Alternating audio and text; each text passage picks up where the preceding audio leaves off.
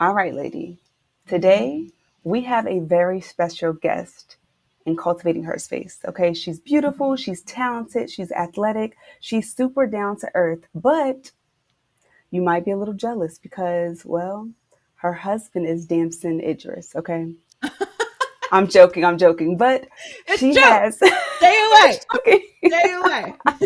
I'm just joking, but she has an amazing interview with Damson on her podcast. Maybe I'm crazy, and you should definitely check it out. They both convinced me to start watching Snowfall. Okay, so you got to check that out. Joy Taylor is a radio personality and TV host for Fox Sports One. Hailing from Pittsburgh, Pennsylvania, one of the best sports towns in the country, Joy has played basketball and volleyball and was recruited for soccer and track. Today, she's the news update anchor on The Herd with Colin Coward and was previously the moderator for Fox Sports One's studio show Skip and Shannon, Undisputed, with commentators Skip Bayless and Shannon Sharp. Joy, welcome to Cultivating Her Space. Oh, thank you. That was such a nice intro. Thank you guys for having me. Of course, you're so welcome. Yes, we are so happy to have you with us today, and we are looking forward to this conversation. So, we are going to jump in with our quote of the day, which will sound pretty familiar to you. Um, it is There's Joy in Hard Work by Brian Flores, football coach. There it is. There you go. There you go. Yes. So we know, Joy, that is a quote that's important to you. So can you tell us a little bit about why you love that quote so much? Well, one, Brian Flores is a very principled man who has risen through the ranks in the NFL and is a black head football coach, which is extremely valuable in today's NFL. And he's done great work in Miami. But I also think the quote is important because a lot of times in life, especially now with social media, we kind of don't appreciate the process very much. And we start to get a little disillusioned about what success is and how to get it. And everything is kind of in a microwave society. And I came up through the ranks of the broadcasting business and have held pretty much every job there is to have in the business. And I do think that hard work and, dedicating yourself to your craft and being excellent at what you do has great value throughout your life and your career. And it will make reaching certain levels of success that much more valuable, and you will appreciate them more when you do reach them, when you know what you've put in to get there. And you'll be ready for the opportunities that you come across and that are offered to you. A lot of times we get into situations where we have opportunities, but we're not necessarily ready for those opportunities. And then we don't get to capitalize on them. So I think enjoying the process, there's joy in hard work, seeing things through, seeing your hard work pay off and what you've put in give back to you is a great joy in life. Like it is, I'm trying to look for another word, but it is. It really makes reaching levels of success that much more valuable. That is such a good point. And Dr. John, one of her favorite quotes, I don't know if you saw a smile, is trust the process. So when you're like, there's joy in the process, it truly is. And we listened to some of your past interviews where you talked about how you started off as an intern and you learned how to do all aspects of the role so that, let's say someone's out one day, you got this, like, you know how to hold it down. So when it comes to the misconceptions, some of the biggest misconceptions about being a woman in sports media, what would you say some of those are, Joy? Well, I think one, and I'll just speak from my experience being a Black woman in sports media, that process, that hard work makes you excellent because you have to be. So I think one of the biggest misconceptions about women, and particularly Black women in sports media, is that you're just there because of what you look like. We've had a lot of conversations about that surrounding the business recently. And I can very much empathize to being treated not just by, people at the top, and not just viewers, but also your peers being treated like you're only there because of what you look like. And that's not true. You're there because you're excellent, because you wouldn't be in the room any other way. So I think one of the biggest misconceptions is that, women are just hired because of what they look like. They're just a token hire. When in fact, in order to even be considered for that job, to get that job, you have to be so much further along than any man that would be considered for that job just to be in that position. So I think that's the biggest misconception. Ain't that the truth? That is so real. And speaking along those lines of our looks and how women are frequently judged and misjudged because of our looks, sometimes being a woman in sports media also comes along with there's part of what also happens from what I've been reading about is harassment and sexual harassment, to be specific. And so can you talk to us a little bit about how you have navigated not getting into a situation around sexual harassment and supporting other women who have experienced such things as they're trying to navigate being in this male dominated arena? Well, I haven't navigated not experiencing sexual harassment, so I can't say that. I have experienced sexual harassment. I don't know any woman in the business who hasn't, which is an unfortunate reality of the business. Now, I obviously can't speak for all women, but I personally have every conversation that I have surrounding sexual harassment with anyone in the business, they have some sort of experience with it. And that is something that really needs to change. And I think a big factor in how to change that and how to support women in the business, and not just the sports media business, but the media and entertainment business in general, is, if you look at the top of organizations and businesses, it's generally a lot of people that look the same, a lot of the same gender. And, that trickles down through organizations. You need to have diversity at the top. You need to have people that you can go to, people that don't sexually harass you, in place to hold those people accountable and to create an environment of inclusion where women are not looked at, as I was just saying, as tokens or there because of what they look like, but are equal to the men in the same business space and time. So I'm very supportive of women in the business for multiple reasons. One, just knowing how hard it is to navigate, trying to get the same opportunities, trying to be viewed as equal, having to navigate sexual harassments and age discrimination, all of these things. It's a whole culture that has to be removed from the business. But in order to do that, one, I think there needs to obviously be more women hired at every level, behind the scenes, in front of the camera, and the executive level. But also, more people need to be held accountable. Yeah, that's a really good point, and that sounds super tough. It just sounds like there are so many burdens that a woman has to wear, in addition to you showing up to be your best self and to do the work and kind of sometimes like prove to them, like, yo, I'm not just here because I'm cute or whatever. You know what I mean? But like, it's like all these other things that you have to wear. What would you say are some of the skills that contributed to your success in this male-dominated sports industry? Well, I get this question all the time, mostly from men, which is, how did you, get into sports? Like, when did you start liking sports? And I always think it's such a weird question because you would never ask a guy that question. Like, Right? probably the same way you did. Did you watch it on TV? Did you have a favorite player? Did you play sports growing up? Because that's the same thing that I did.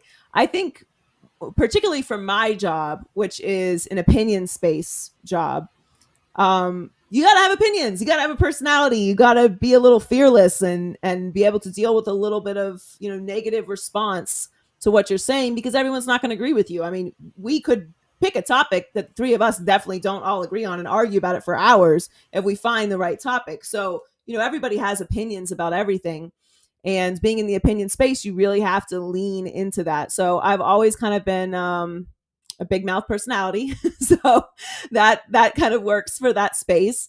But I also I like the stories of sports. I think that sports is a great microcosm of society, meaning that a lot of things that are happening out in the world that aren't necessarily sports stories, the vaccine, COVID, politics, social issues, gender issues, economic issues, international issues, everything ties into sports in some way, because athletes are humans and they have families and they have wives and they have children and they have husbands and they have mothers and fathers, and they're from different places in the world that have different political backgrounds and they come from different economic backgrounds. And these issues always sprout within sports. So I think sports is such a unique place, and it is so many times throughout history generated change for the world. So I think I have a unique outlook on sports and the value that it brings. And I wouldn't necessarily know if that's a skill, but I have tried to sharpen those through, being a good researcher, being good at interviews, really digging into what the story behind the story is. Yes, I think that that is really important, right? Because we are more than just one dimensional people. And if we're playing, just because we are playing one particular sport doesn't mean that our life is centered only on that aspect. And that you're right, that so many other things come into play. And so one of those things that comes into play is our behavior outside of our sport. So one person that we've talked about, that Terry and I have talked about, is Sha'Carri Richardson, right? And the controversy around her testing positive for marijuana use, right? And so what do you think is the solution to this overall issue around athletes being tested for marijuana use?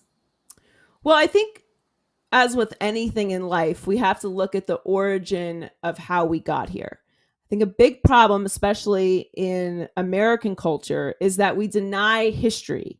We don't want to talk about the bad stuff that happened because we're here now. So let's just forget that this happened. Let's just move forward. Everyone just let it go. We don't have to keep talking about it. Why do you guys keep wanting to talking about it? Because what happened created this situation, and you have to know why it exists in order to truly change it. And when it comes to marijuana and a lot of the laws and a lot of the stigma and a lot of the ideas and misinformation that people have about marijuana as a whole, is rooted in deep racism. That's a fact. That is not something I've made up. It is not a conspiracy. It is a certifiable fact that a racist white man created a false narrative around marijuana, saying that it would cause people to, white women to want black men, a whole entire list of nonsense, just pure racist rhetoric that was placed on marijuana, which has led to the incarceration mostly of black people for marijuana related charges, and the stigma that is around marijuana as a whole that still exists today. And that misinformation is not limited to just white people and to law enforcement. There's a whole idea of misinformation around marijuana. So that's the first thing that has to happen before we get to any kind of other policy change or anything else. Everyone has to acknowledge we do not have the correct information about this substance. It was created, the entire narrative, what we thought was facts and logic, was lies from a racist, evil man. A has to start there, number one. And until everyone can agree on that, we really can't move forward. And that applies to a lot of things in life. We were just talking about sexual harassment. Until we can all agree this is a problem, how can you fix it? Because you're still going to have a group of people who are saying this isn't really a problem. This isn't really real. So that has to be number one. Once we establish that, then we can move on to the next step, which is decriminalizing it as a whole. That will happen whether A happens at all, because we know the amount of tax dollars that marijuana can bring into states because we've seen it. And let's be honest, a lot of government organizations and states have lost a lot of money due to COVID. So they're going to start legalizing gambling, legalizing marijuana. It's eventually going to be legal all over the country. That is inevitable, whether people like it or have some moral, resistance to it or not. That's happening, similar to the way that alcohol eventually became legal again around the country. So once those two things are true, and it's been decriminalized and it's been regulated, we now have to have the conversation of how do we remove that also from sports, which has a very certifiable reputation for shoving very heavy opioids and shots and all kinds of treatment that can have extreme long-term damage on athletes just to help them recover and just to help them get out there and perform. So there's the whole conversation about, oh, the Olympic Committee rules say that this and that. Like, we're the United States of America. All right, let's be real about this. We bully and do whatever we want. So if it's legal here in the States, and that's just what it is, and we allow our athletes to do that. By the way, it's legal in many countries around the world, and some places you can't drink. Okay, and they don't test our athletes for alcohol in their system, not while they're competing, of course, but like, you're allowed to drink as an Olympic athlete. Why would you not be allowed to use marijuana, especially where H.E.R did, where it was legal? So, the first reaction I saw to H.E.R was like, well, obviously, first of all, she knew what the consequences were. Yes. She was also in a moment of extreme grief, which everyone seemed to just gloss over, that this young woman just lost her mother in a very stressful situation. U.S. trials are incredibly stressful. We saw Simone Biles remove herself from competition just yesterday. It was just this morning because of stress. These are stressful situations. You train for this your entire life. You put in hours and hours and hours of work for really like 10 seconds of performance. That is a lot of stress. And you can say whatever you want about, oh, like this is what they're supposed to do or whatever. Like, I really don't care if you've never been in that situation to understand the level of stress. Like, forgive me, I don't care about your opinion. Like, you don't have that kind of stress in your life to judge what they're going through as athletes, which is why I will give them that grace. So look, do I have any personal objection to marijuana? No, none whatsoever. Are there consequences to her doing that? Yes, that's the rules. But also sometimes in life, things happen and she has to suffer the consequences of those rules because they're in place.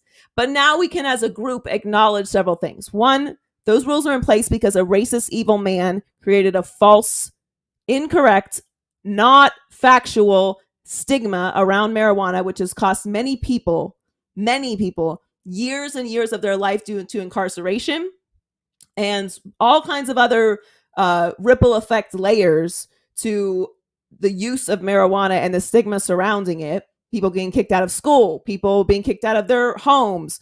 I can go on and on about it. So that's something that we should all learn and educate yourself on. Two, it's going to be legal everywhere. So we need to start having real conversations about it and realizing that she did not commit a crime. She did not commit a crime. It was legal where she consumed it. And lastly, it's time to change the rules when it comes to athletes using marijuana because it is a way for athletes to relieve stress. It is less damaging than some of the pills and treatments that they are receiving for that and other health-related items. And also, if they just want to use it to feel good for just recreational purposes, it's legal and it will be legal and it should be decriminalized completely. So, Joy, this is a topic that you're not passionate about this topic by any means, are you? Yeah. Not at all. The reason I say that is because on your Instagram, you had a video about H.E.R when the news was released and you went in, okay? Like, y'all have to go to Joy's Instagram and check out the video. You went in, and I want to know, today you strike me as a very confident, you're a secure woman. Of course, we all have our moments as human beings, but like overall confident woman, you have your own opinion. You're also on TV daily, right? And you're sharing your opinions. Was there ever a time where you were, I want to say, fazed by the critiques of the public when you shared these opinions? And how did you deal with that? Because you are a public figure, people see you, so you're often a target. So how do you cope with that, at least in the beginning when it was like tough, if it ever was? I think, I wasn't always as confident sharing my opinion. And I wasn't always as confident about how it was going to be received. But I went to Barry University and I had the privilege of studying under professors who had years and years and years of experience in the business. And they really emphasized the value of prep and the value of being able to write And those are very fundamental things. You should research what you're talking about, and you should be able to communicate what it is that you've researched.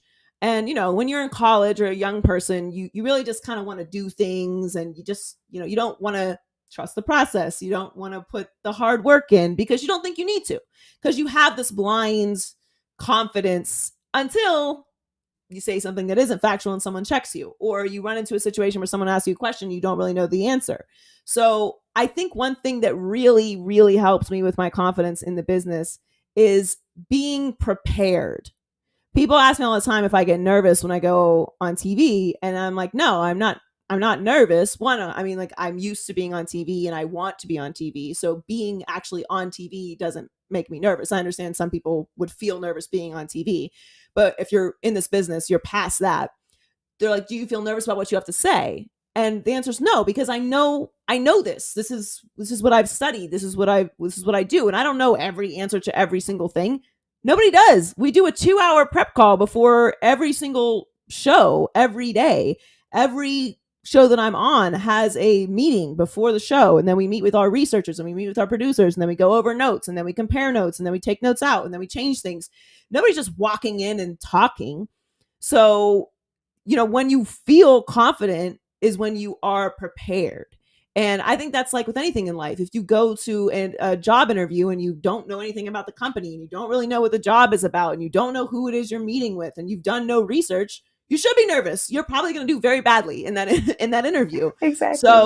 So you should be nervous. If you're going to meet with your girlfriend's parents for the first time, and you've never listened to a word she said about her family, and you don't know their names, and you don't know where they're from, and you don't know anything about them, and you're walking in there, you should be nervous. You're probably not going to come off very well. So being prepared is just a value in life that you should put a lot of value in that in life, being prepared, because it will pay off, and the work that you do before will keep you from having to do more work in the moment. I love that. I love that Yes. too. Yes, I was sitting over here like, yes, the job interview example. I was like, I hope my students hear that, and I've and been in that situation before. I've been in a situation where I've been like meeting with people that I didn't really know who I was talking to. And I mean, luckily it worked out, but it was a very good lesson for me that, like, listen, if you're going in to meet with someone, you should know where they're from. You should know their name. You should know what you're meeting with them about, because you don't want to be in that situation, in that job interview, in that meeting, on that show, in that moment, unprepared and scrambling. Like, it's the same thing as studying. Like, we've yes, all crammed for tests, right? yes, And professors tell you, like, study, take some time, study it, because when you're yep, cramming it, then you come in and you're nervous because you don't really know it. You've just right. crammed it. You haven't committed it to memory. You haven't studied it. You haven't researched it. You've just, oh, okay, I think I'm good. I did an hour of studying last night for, this midterm that's 3 hours long. Like, yes, you're probably not going to do well unless you're a genius. And even geniuses can only rely on that for so long. Exactly. I love it. And so I'm assuming then that a lot of preparation goes into your podcast. Maybe I'm crazy. Can you tell us what inspired you to create this podcast? Well, when I came to FS1, I was leaving Miami, where I did a 4-hour morning drive radio sports talk show. And I came to FS1, we hadn't launched a show yet. So I was here in LA. I was like obviously being paid, but I wasn't actually working on a show yet because it was still developing. And then Skip came and they launched Undisputed. So they wanted me to be the moderator of the show, which was a great opportunity for me to work with Skip and Shannon and launch this new show on the network. But I knew it would be limited space for me to express my opinion and to talk. And that's what I moved across the country and joined the network to do. And that's what I was leaving in Miami. So I needed to create a platform where I could still give my opinion, where I could still talk about topics that we wouldn't necessarily talk about on Undisputed, that were valuable to me and to the culture. And I wanted to have that space to do that. So that's really why we made the podcast. Super dope. I love that too, because I think sometimes in life we think that we're just waiting for an opportunity for like to come to us, and you're like, oh, okay, I have this great opportunity here, but I really want to showcase my voice and my opinion, so I'm going to create something versus complaining. So I think that's amazing. I do want to shout out Joy that we both went to Pennsylvania State School, so I just got to call out IUP in Kutztown because I'm a Kutztown girl. Oh, You're an wow. IUP girl, Okay. so I had to call that out. And I was not a college athlete, however, and I know you were recruited for track. So I want to know, what are some of the most exciting parts about the name, image, and likeness era? And what are your overall thoughts on that in general? I think it's great.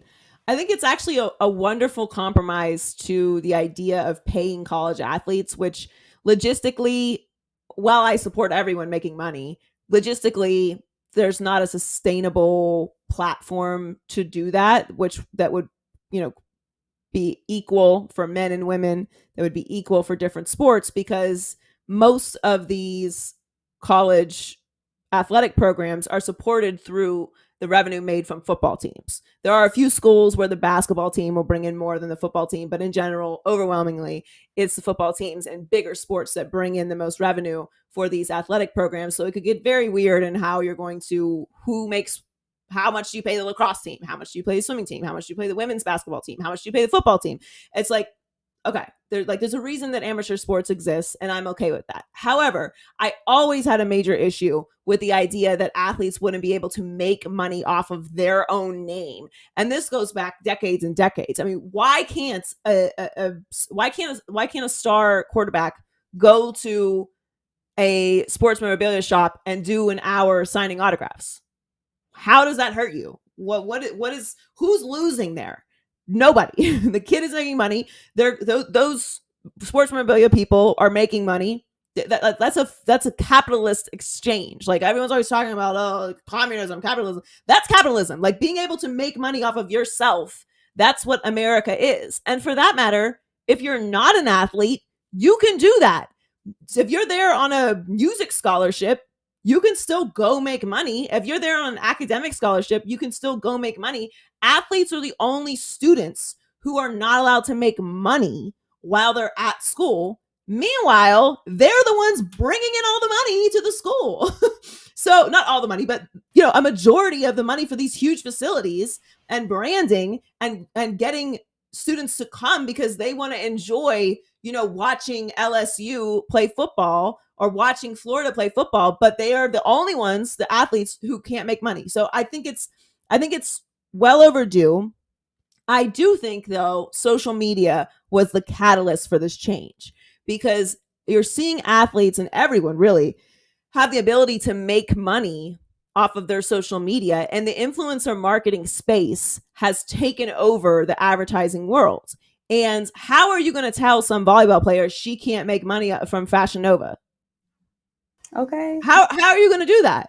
And why would you put her in a situation where she'd have to choose between her athletic career and making money while she's in college from this company? Why would they have to choose? So I think that the internet kind of sped this up, and society sort of met the NCAA like face to face, like, okay, you guys are actually not even making sense anymore. Like, this no longer makes sense. Not that it ever did, but now especially, this no longer makes sense.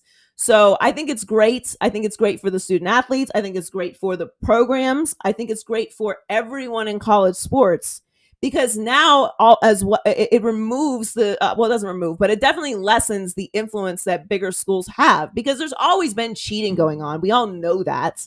It's just, what are you going to do? Like, how do you enforce it? And then it becomes even sketchier, because you got to go through all these different channels to get these kids money. Now it's like, look, just pay them. And if I go to this school, I have this company, this plumbing company that wants to, give this kid $10,000 to wear their shirts. Who cares? It doesn't have to be at a big school. It doesn't have to be at a Power 5 conference school. So I think it opens the doors up for everybody. It makes sense, which is really, at the end of the day, just make it make sense. I mean, that's my mantra in the morning. Just make it make sense. And so it does make sense. And I think the panic around it is really unnecessary. Anytime there's a big major change in anything in society, half the people are going to freak out, And then over time, 98% of them are going to come to the other side, and there'll still be 2 people who are grumpy about it for the rest of their lives. And what are you going to do about it? Like, this is just the world. Change is inevitable. It's the right thing.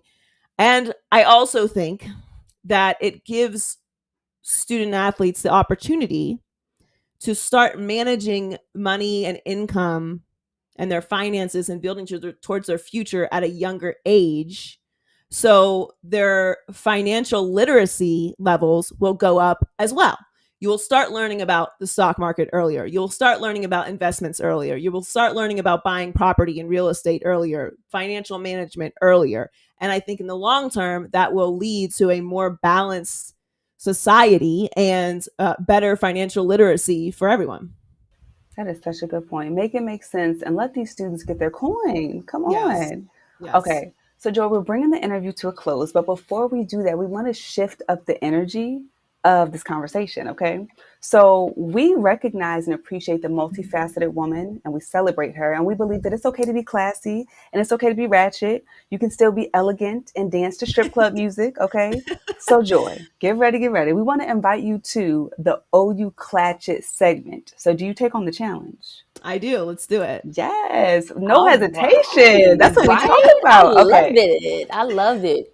so Okay. now that you've agreed, we just want to tell you really quickly what to expect. Okay, so we're going to Okay. ask you 3 questions, or maybe more, depending on how you answer. We're going to have you finish 3 sentences, and then we're going to show you a photo that you have not seen or that you're not ready for from your Okay. Instagram, and we're going to ask you some questions about it. Okay. All right, Dom, you want to take it over? Yes. All right. So, first question. What's the best piece of wisdom or advice you've ever received? Oh, I love this question. So after college, kind of similar to how a lot of students today are dealing with the effects of COVID coming out of college looking for jobs, I ran into a similar situation in the business where there was a big hiring freeze when I graduated from college. So I had all my eggs in one basket for this job. I didn't get it. It kind of set me into the spiral. I was like in and out of the business for like a year and a half. And I was in a really bad situation. I was sleeping on my friend's couch. I didn't have a job. It was like all bad. And I was talking to a friend of mine who's extremely successful, and I'm complaining to him about it and like going on and on. And he kind of stopped me and asked me a question that really changed my life. He said, what is it that's something that you want for yourself in the next 3 years? It can be a job, it can be a car, a house, a man, like whatever. What is it something that you want for yourself? Like, what's a goal of yours in the next 3 years? And it was a very specific time frame too. And I said, I want to be full-time on air, radio or TV in the next 3 years. He said, great. How much of your energy are you putting towards making that happen? And I thought about the question and I thought about the word he used. And I said, maybe 10%. I don't have a job, so I can't pay any of my bills. I don't have a place to live. I'm sleeping on my friend's couch. Like, everyone's mad at me right now. I'm in a really bad headspace. Like, I don't know what I'm going to do with my career. So no, not a lot of energy, maybe 10%. And he said, okay, so why are you surprised that it's not happening for you? And maybe it was the moment that I was in. Maybe it was everything that had happened or how he said it to me, or I was just, the universe had opened me up to taking advice, which is a moment that I think we all have as adults. We think we know everything and then we realize we don't. And it's so much easier to just ask people that we trust who have been through it for advice and actually take it. And it really changed my perspective on everything in life. If you want something, you have to put 100% of your energy into it. And energy is the word. It's not just time. It's not just money.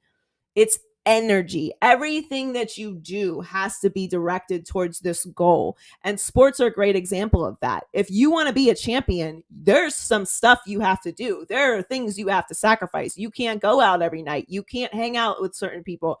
You got to be in the gym early. You can't get that extra sleep. You can't eat that sandwich. You got to eat this salad. There's things you have to do. You have to put your energy into that goal. And from that point forward, I just got on the right track, and anything that I want to do or anything I want to accomplish, I put 100% of my energy into. And I can't stress enough how much that matters if you really want to be successful. That is a beautiful piece of wisdom. I love it, and I think it's going to inspire many people that are listening. Now, I have four words for you: twerk or two step. What you doing, Joy? um I I'm not the best dancer, so I would say twerk, because you don't Okay. really have, you can have your own version of twerking. Exactly. We Yeah. struggle with the rhythm too, so it's okay. Some Yeah, some it's black girls, we okay. struggle with the rhythm, and there's nothing wrong Yeah. with that. It's okay. I'm not the best dancer. I That's was all an right. athlete. I was never in dance growing up, and I did not have natural rhythm, so No It's I find judgment. my okay. way through. I'm the drunk auntie at the party anyway, so ain't nobody paying attention to me. We sound like we could hang. I appreciate that. Yes. So the next question. Now, Joy, we've heard that you may or may not be the queen of petty. Mm. What's the pettiest thing that you've done to teach someone a lesson? Oh, I'd have to think about that. Mm. I don't know. I have to really think about it. I'm just a pretty generally a petty person. I don't like to hold grudges. Like, I don't. I'm a Capricorn, so when I'm done with something, I'm done with it. I'm sorry, I've exhausted all of my efforts, so I can't go back. But I definitely am like a blocker and a muter, and I will just remove you from my entire life and never, yeah, just poof, be I gone. was just thinking, poof, be Yeah, gone. poof be gone. I'm a big poof be gone person. Yes. So I don't know. I can think of like a specific story, but yeah, I got that nickname on Undisputed. Actually, Shannon gave that to me because Skip and I would always talk about LeBron, and I was salty that LeBron left the Heat. But I got over it. But yeah, so that's where that came from. I love that. I love it. Okay, so now we have the sentence completions for you. How would you finish the sentence? One question or topic I wish people asked me about more often is. Is just my opinion. Like, I think people ask specific questions to women all the time, and then they'll ask guy, like, I'll notice they'll ask a guy this, like, oh, like, what do you think about, this topic? But then they'll ask me, like, oh, so, like, how'd you get in the business? So I wish people would ask me about what it is I think, rather than how did I get here, more often. Like, when like sometimes, and obviously, like, I love talking about the journey and all that, but when I'll do like specific sports shows, and they're like, oh, like, we want to talk about like your experience in the sports world. Like, you wouldn't ask Colin to do that. You would want to know what he thought about, the topics that are going on in sports today. So I Right. wish people would ask my opinion more. All right, listen up, y'all, if you're interviewing Joy. Yes, yes. And if there's any opinions that you haven't expressed with us today that you want to share, come right on. We are ready. We are listening. We are a captive I will audience. say we support Simone Biles. We support you. You are the Yes. GOAT. No amount of stress or mental health issues or any of that changes what you've accomplished. We still love you, and we're still supporting you through the rest of the Olympics and beyond. Nothing's changed. Amen. Yes, yes. Period. All right. The most embarrassing thing you've ever done to get a crush's attention is. Ooh. Um, Most embarrassing. I think uh maybe like go through and like periodically like their pictures on Instagram, Is and it the then pictures from like 3 years ago? not that Okay, far okay, back. Not, okay. I mean, we're still looking, but Okay, we're scrolling a little softer so we don't double tap. yes. I'm sure I've done something more embarrassing, but yeah, I mean, it's so much, I don't know, say easier, but like, you can be so much more strategic about getting a crush's attention now because of social media. Mm-hmm. Um, but yeah, that's pretty embarrassing to like Yeah, be like, oh, right. like, I'm gonna like this and like comment some weird thing, and then like I'll like send them a meme, like, oh, like, maybe they'll think I'm funny or something. That's cute. That's cute. We Is it support that. I cute? think I don't know. so. But I'm It also worked. I'm So also cheesy, so don't take my advice. yeah, I'm bad at all this. I'm the wrong person to ask. And now our last sentence completion for you is, what do you love most about yourself? Or what I love most about myself is. What I love most about myself is I have really learned how to forgive myself, which is something that I struggled with for a long time. I'd be really hard on myself for mistakes and not like take the time to process it and allow other people to take advantage of me being in a vulnerable space because I haven't forgiven myself. So I think at this point in my life, being the woman that I am, we all struggle with confidence. We all struggle with, being hard on ourselves, hating our bodies, making decisions and then feeling bad about them, especially when it comes to, dating and things like that. And I really struggled with that for a long time because I have high expectations of myself, but I also, you get into moments where you're emotional or you've made decisions and you trust people and they betray you or all these things happen. And we tend to be really like, what did we do? What did I do? And I do think that accountability and self-awareness are very important. Nothing is, that simple. There's always some nuance. I could have done this better. I could be better here. I need to be better at communicating. I need to be more, transparent or less transparent. I do think that you should always be evolving, but I really struggled with being really hard on myself for decisions for a long time. And I love that now I can, talk to my therapist about it. I can look at why I made that decision. I can evaluate, how I can either stop doing that moving forward or why is it that I did that and what do I need to heal so that I don't do that moving forward. Or just accept it for the experience and learn from it. And now it's just a memory and a story that you have, and it's part of the fabric of your journey. So I love that I've learned and developed that skill to be able to make decisions and feel confident about it. And if it is a mistake, learn from it and just never stop trying to heal yourself and never stop trying to grow, and understanding that change is an inevitable part of life. So how you adapt to change, how you embrace change, on your body as a woman, your mentality as a woman, decisions you made in college, you might not be making now. Why did you make them then? It's okay. And you don't have to hold yourself to anyone else's standards or anyone else's expectations or anyone else's idea of you. Other people's idea of you is not your responsibility. So at the end of the day, you're the one who looks yourself in the mirror. You're the one that talks to God. You're the one that has to live with your decisions and who you are. And you don't actually have to explain yourself to anyone. And I think that's a lifelong journey that everyone goes through. But I think particularly with women, with the pressures that we have, physically, emotionally, societal pressures, expectations of what we're supposed to look like and think like and talk like and be like and date like, and just let it all go. None of it matters. At the end of the day, what do you think about yourself and what do the people that love you feel about you and where you are in your journey and how you're treating them is the most important. That's so beautiful. I love all of that. Like, lady, you might have to press pause and rewind and listen Okay. to that response one more Okay. time, maybe Oh, twice, just to make sure you soak it all up. So George is preaching on a Tuesday Yes. or a Friday, whenever we air. This is so I'm feeling beautiful. the sisterhood. We Yes, have to girl. support each Yes. other. Yes. Yes. Okay, so speaking of sisterhood, our last sort of activity for you is we want to share a picture. And I was trying to, we chose three. I was trying to debate which one we're going to show you, but how about you just pick a number and then we'll just go to whatever one. Okay. 2. Ooh, okay, number two.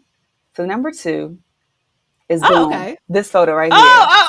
Tell us about, and if you're tuning in, you got to go to Patreon to get the video so you can see Joy talk about this photo. Joy, tell us what's something we wouldn't know about this photo just by looking at it. So this is from He Got Game, the movie. This is Denzel's character from He Got Game. And I love Halloween. Halloween is my favorite holiday. So I always go all in on my podcast, as you can see. For some reason, I'm always dressed as a man. I don't know. I was Al Pacino's character from Any Given Sunday the year before. And then the year before that, I was Larry David from Curb Your Enthusiasm. Oh, So yes. I don't know. I always dress like a guy. But yeah, so I am Jake Shuttlesworth from He Got Game here. And I always do that character. I always do like a funny character. Yes. And then I'll do like the sexy one Of when course. I go out. So yeah, so this is what it was. This is a podcast. And I did the interview on this day with LeVar Arrington, who who I was filling in with on Speak for Yourself today, and he had no idea what was going on. And he just came into the podcast and was like, "What is happening right now? Like, what's going on?" But yeah, so that's what it is. So I love Halloween; it's my favorite holiday, and I Yes. always try to go all in and get a good, funny sports character or like television character for the podcast that's Yes. relevant, and then I'll do a sexy costume You when nailed I go it. out. Yes, we love it, and we look forward to seeing who you will be this Halloween. Yes. So, Joy, we want to thank you so much for your time, energy, and expertise, and all the amazing gems that you shared with us today. Where can people find you on social media? You can follow me on Joy at Joy Taylor Talks on Instagram and Twitter. I don't really use Snapchat, but I'm on there if you want to follow, and TikTok, which I will one day figure out how to use properly. um, and then you can watch the show, The Herd, weekdays noon to 3 on FS1. We are retooling the podcast, so we'll have a relaunch soon for that. And then when football season starts, I have a lot of things going on. So you can always check out my website or again follow me on social media for things to look out for.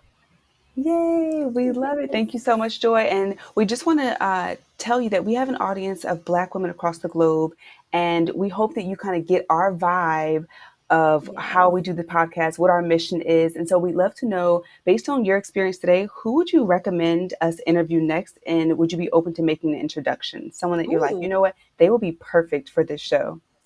Well, my best friend MJ Acosta is we went to college together. She lives in Los Angeles now. She is the first Afro Latina woman to host a show at NFL Network, and Okay. she is also currently covering the Olympics right now for NBC. So her on her turf, she's hosting that for NBC along with her show NFL Total Access on NFL Network, and she's an amazing story and an amazing woman, and I would be happy to make the introduction. Yay, thank you so Yes. much, Thank Joy. you. We love it. Thank you guys so much for having me. I really appreciate it. You're so welcome, Joy.